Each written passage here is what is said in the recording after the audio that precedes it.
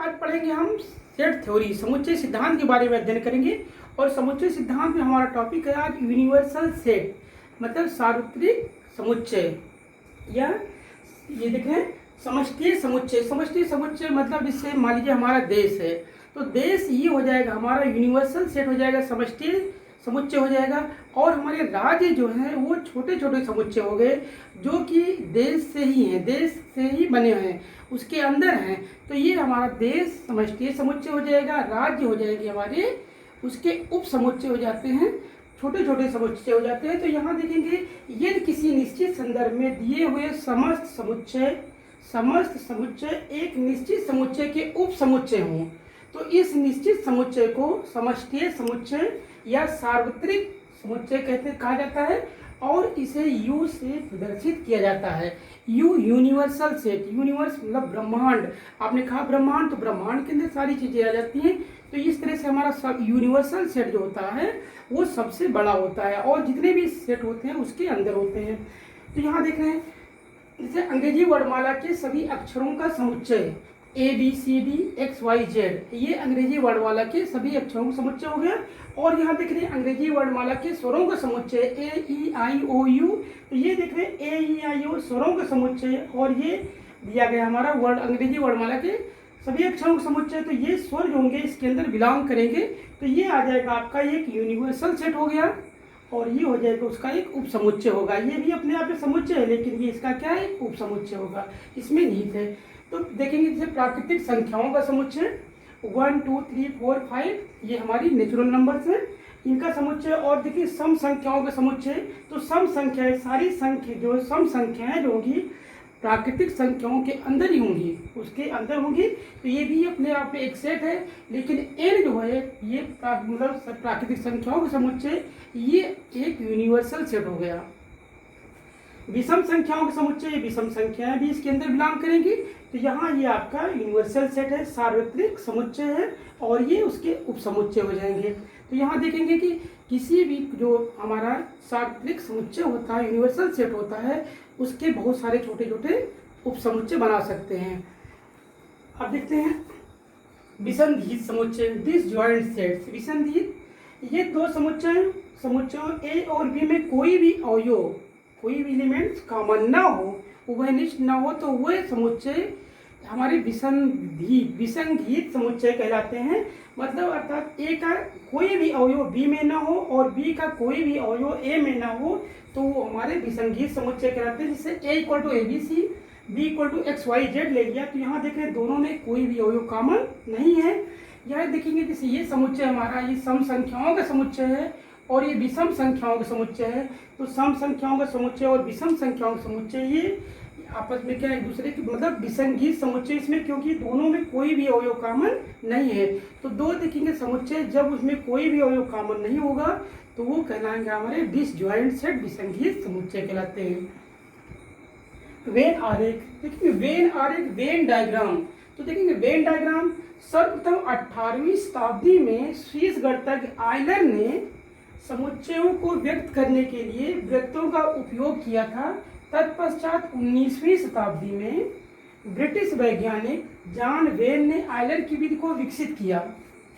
तो ये देख रहे इन चित्रों को वेन आयलर आरेख, जो चित्र बनेंगे वो वेन आयलर आरेख या केवल वेन आरेख कहा जाता है। तो देखेंगे वेन डायग्राम में क्या करते हैं, समष्टि समुच्चय जो होता है, यूनिवर्सल सेट को हम एक आयत में, यूनिवर्सल सेट को आयत के रूप में लिखते हैं, ये हमारा यूनिवर्सल सेट हो जाएगा। और उसके उप समुच्चयों को एक वृत्त में लिखते हैं, वृत्त के रूप में लिखते हैं। जैसे ये देख रहे हैं, तो यहाँ जैसे हमने लिया 1 2 3 4 ऐसे ले लिया, तो ये हमारा ए हो जाएगा। तो यू ये एक यूनिवर्सल सेट है, और ए देख रहे हैं ये इसका एक सबसेट है। तो यहाँ ए जो है ए इज सबसेट ऑफ यू, ये यूनिवर्सल सेट का एक सबसेट है। इसी तरह से देख रहे हैं हम यहाँ पर ये हमारा एक दिया गया है यूनिवर्सल सेट यू हो गया। और यहाँ हमने देखा कि ये हमने सेट ले लिया ए है, एक सेट ए है, और यहाँ देखेंगे एक सेट ये बी है। तो यहाँ देख रहे हैं एक सेट ये बी है, तो यहाँ हमने ले लिया 1 3 5 7 9 ऐसे 8 ले लिया हमने। यहाँ 7 8 और ये 9 हमने ले लिया, ऐसे लिए हैं। तो यहाँ देखेंगे ये सेट हमारा ए है और ये सेट आपका बी है। तो यहाँ देख रहे हैं सेट ए और बी यू के सबसेट हैं, यू के सबसेट है। और यू क्या है, एक यूनिवर्सल सेट है। इसी प्रकार जैसे हमने मान लिया सपोज कि यू इक्वल टू हम लेते हैं 1 2 3 4 डॉट डॉट, हमने 10 तक ले लिया है। और यहाँ पर इसकी वैल्यू हम ए इक्वल टू लेते हैं 2 3 5 और बी इक्वल टू ले लिया हमने 3 5 7 9, ऐसे लेते हैं। तो यहाँ यू क्या है, एक यूनिवर्सल सेट है, ए और बी इसके सबसेट हैं, ये कहलाता है। इसको हम इस तरह से लिख सकते हैं। ये देखते हैं ये हमारा हो जाएगा यू यूनिवर्सल सेट है। अब ए सेट देख रहे हैं, ए हो जाएगा हमारा, ए है 2 3 और यहाँ देख रहे हैं 2 3 5, 3 यहाँ लिखते हैं 2 3 5 हो जाएंगे। और सेट बी देख रहे हैं 3 5 दोनों जो भी कॉमन है, ये सेट बी हो जाएगा आपका, यहाँ पर हो जाएगा आपका 7 और 9 हो जाएगा, ये सेट बी हो जाएगा। अब यहाँ देख रहे हैं 2 3 और 5 एलिमेंट दोनों में है, सेट ए हो गया, सेट ये भी हो जाएगा। और देख रहे हैं 2 3 5 रिमेनिंग एलिमेंट हमारे 1 बच रहा है, हमारा 1 है। और 4 देखेंगे 4 हो जाएगा, 1 4 5 हो चुका है, 1 2 3 4 5 6 8 और 10 ये हो जाएंगे। तो यहाँ देख रहे हैं यू हमारा यूनिवर्सल सेट है और ए और बी इसके हो जाएंगे सबसेट हो जाएंगे। तो इस तरह से हम देखेंगे वेन डायग्राम बनाते हैं। समुच्चयों पर संक्रियाएं, देखिए ऑपरेशंस ऑन सेट, जिससे जिस प्रकार हम संख्याओं में जोड़ प्लस घटाना माइनस गुणा तथा भाग की संक्रियाओं द्वारा नई संख्याएं प्राप्त की जा सकती हैं।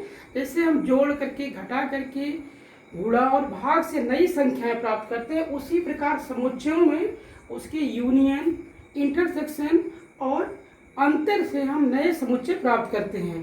ठीक है, जैसे देख रहे हैं इसमें इसकी हम यूनियन इंटरसेक्शन और डिफरेंस से हम नए समुच्चय प्राप्त करते हैं।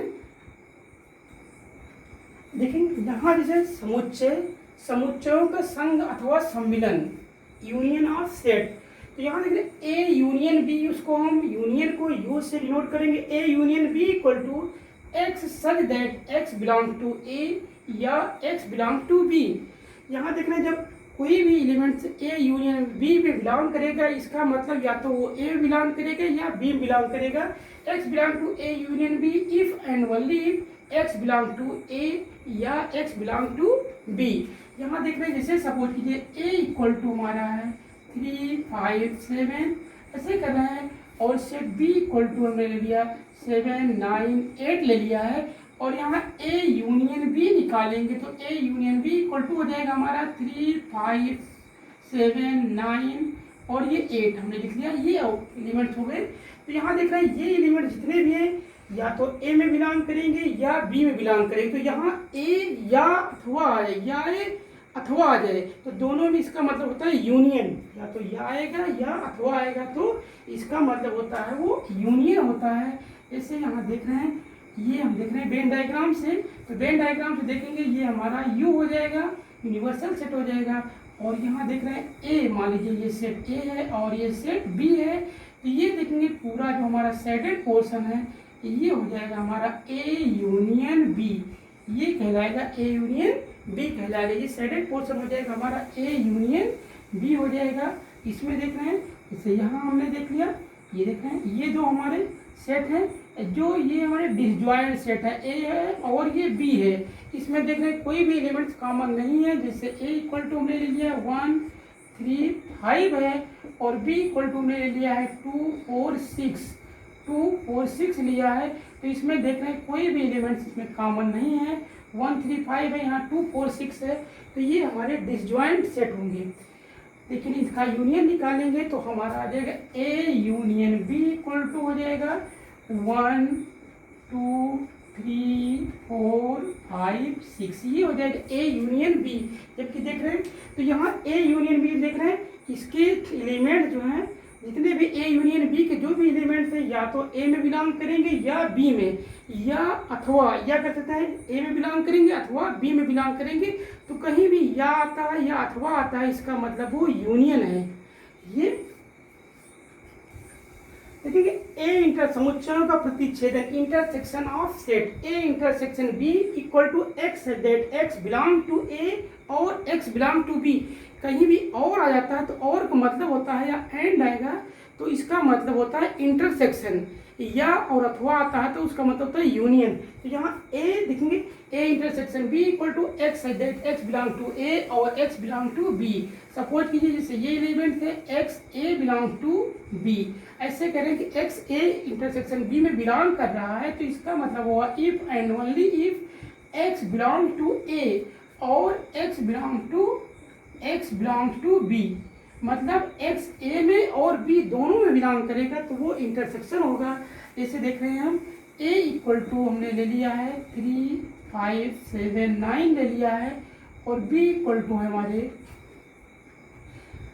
5, 7, 9, 11 इसको हमने ले लिया है। तो यहाँ देखेंगे ए इंटरसेक्शन बी मतलब जो एलिमेंट्स कॉमन होते हैं वो इंटरसेक्शन मतलब सपोज ये 2 लाइन है तो ये प्रतिच्छेद बिंदु, ये बिंदु जो होता है यही इंटरसेक्शन पॉइंट होता है जो दोनों में कॉमन हो। तो यहाँ देख रहे हैं ए और बी में जो वहीनिष्ठ एलिमेंट्स होंगे वही हमारे इंटरसेक्शन में आएंगे। तो यहाँ देख रहे हैं ए और बी के एलिमेंट जो कॉमन है हमारे 5, 7, 9, तो ये आ जाएगा आपका 5, 7, 9 जो होंगे वो इंटरसेक्शन बी आ जाते हैं। इस तरह से हम देखते हैं वेन डायग्राम से।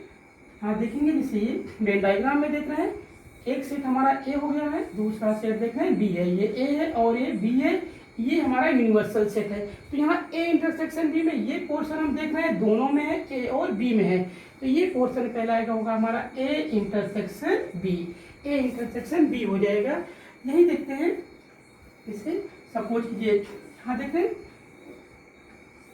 ये आपका हो गया एक सेट, ये ए है और दूसरा सेट बी है, ए और बी ले लिया गया है। तो यहाँ देख रहे हैं ए और बी में इसमें देखिए कोई भी भाग इसमें कॉमन नहीं है, ए और बी में देख रहे हैं कोई भी इंटरसेक्टिंग पॉइंट नहीं है, तो मतलब ये हो जाएगा A intersection B equal to हो जाएगा 5, मतलब ये दिक् समुच्चय होगा, ए और बी हमारे डिसजॉइंट सेट होंगे। तो इस तरह देख रहे हैं हम इंटरसेक्शन निकालने के लिए जब हम इंटरसेक्शन फाइंड करते हैं तो उसमें दोनों में समुच्चयों में जो अवयव कॉमन होते हैं वो होता है इंटरसेक्शन बी होता है। समुच्चयों का अंतर देख रहे हैं जैसे ए माइनस बी, ए और बी दो समुच्चय है तो यहाँ A minus B equal to हो जाएगा x that x belong to A और x can not belong to B, मतलब एक्स ए में तो बिलोंग करेगा लेकिन बी में बिलोंग नहीं करेगा। इस तरह B minus A equal to x that x belong to B और x does not belong to A. इसे सपोज ये देखेंगे ए इक्वल टू हमारा देख रहे हैं ये अवयव हमने लिया 1, 2, 3, 4, 5 और बी इक्वल टू हम लेते हैं, बी इक्वल टू हमने ले लिया है 4, 5, 6, 7 ऐसे लेते हैं। तो यहाँ देखेंगे ए माइनस बी अगर हम निकालते हैं तो ए माइनस बी इक्वल टू हो जाएगा 1, 2, 3, 4, 5 और ये हो जाएगा 4, 5, 6, 7। तो यहाँ देखेंगे ए के वह अवयव जो बी में ना हो, ए माइनस बी बराबर होगा ए के वह अवयव जो बी में ना हो। तो हम देख रहे हैं 3, 4 ये 3, 4 सॉरी यहाँ देख रहे हैं 4, 5 एलिमेंट बी में भी है, तो इनको हटा करके जो भी हमारे शेष ए के अवयव बचेंगे वही ए माइनस बी हो जाएगा। तो यहाँ आ जाएगा 1, 2, 3 तो ए माइनस बी इक्वल टू हो जाएगा हमारा 1, 2, 3। तो यहाँ देख रहे हैं 1, 2, 3 ए में तो बिलोंग कर रहे हैं लेकिन 1, 2, 3 बी में बिलोंग नहीं कर रहे हैं। यही है कि x A minus B equal to x that x belong to A और x does not belong to B. यहाँ देखेंगे सपोज के वेन डायग्राम से देखते हैं, यहाँ देखेंगे ये आपका यूनिवर्सल सेट हो जाएगा, सेट ए है और ये सेट बी है, ये ए हो जाएगा और बी हो जाएगा। तो यहाँ देख रहे हैं ये अवयव देख रहे हैं दोनों में कॉमन है, इसको रिमूव कर देंगे तो यहाँ देख रहे हैं ये शेडेड पोर्शन जो होगा ये हो जाएगा हमारा ए माइनस बी हो जाएगा, ये शेडेड पोर्शन हो जाएगा ए माइनस बी। इसी प्रकार से अगर हम इसमें दिखाएं तो यहाँ देखेंगे ये हो जाएगा हमारा, मान लेते हैं इसे ये ए है और ये बी है, तो इधर देख रहे हैं ये हमारा हो जाएगा शेडेड पोर्शन, ये बी माइनस ए हो जाएगा, ए माइनस बी और ये बी माइनस ए देख रहे हैं इसके अवयव जो है ए में नहीं है, जो अवयव देखिए दोनों में कॉमन होते हैं उनको रिमूव कर देते हैं। इस तरह से हमने देखा ये ए माइनस बी, तो इसके बारे में हमने अध्ययन किया। अब मिलेंगे नेक्स्ट वीडियो में। Thank you.